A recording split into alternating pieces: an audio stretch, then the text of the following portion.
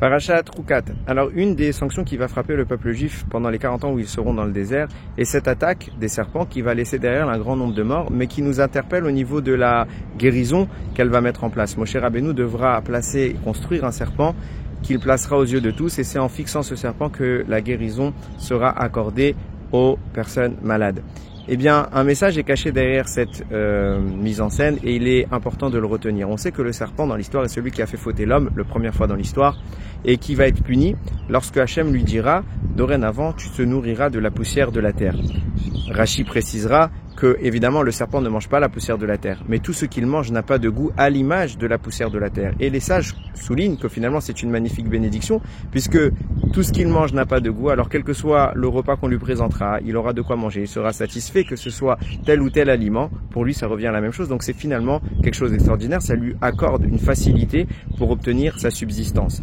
Alors en quoi cela correspondrait à une malédiction? Les sages répondent que Dieu nourrit tous les êtres humains, tous les êtres vivants, et il s'en occupe personnellement. Seulement, il est arrivé à un stade, cet animal, où Dieu ne veut plus rien avoir à faire avec lui. Donc, en effet, il va lui donner une abondance telle pour s'assurer finalement que plus jamais le serpent ne prie, plus jamais le serpent n'appelle Hachem, et plus jamais il n'ait à solliciter l'intervention de Dieu, tellement que Dieu cherchait à le mettre de côté.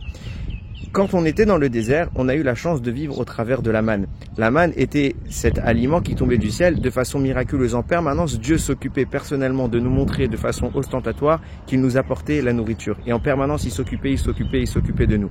Et lorsqu'on a approché du pays d'Édom et qu'on a vu leur système de fonctionnement, à savoir que les gens travaillaient et assuraient une parnassa, on s'est dit, mais finalement, leur système, il est mieux que le nôtre. Pourquoi? Parce que eux, ils n'ont pas le stress de savoir si demain, ils auront encore la manne, si demain, Dieu va encore renouveler son miracle, si demain ils sont encore assez méritants pour que Dieu s'occupe d'eux.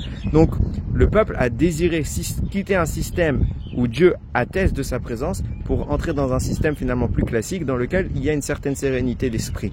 En ce sens, ils ont voulu s'éloigner de Dieu et avoir une parnassa assurée, naturelle. Ils ont commencé à vouloir ressembler au serpent. Donc immédiatement, Dieu leur envoie un serpent et leur dit, rappelle-toi, quand je donne à quelqu'un sa parnassa et que je le lui montre, c'est bien parce que je veux personnellement m'occuper de lui. À l'image du serpent qui, lui, je ne veux plus m'en occuper, vous commencez à lui ressembler, donc je vous envoie les serpents. Maintenant, si vous voulez faire tchouva, alors regardez ce qu'est le serpent. Comprenez son mode de fonctionnement et faites tchouva sur ça et éloignez-vous-en. Commencez à vouloir retourner à la manne, commencez à vouloir comprendre que tout vient de la main d'Hachem.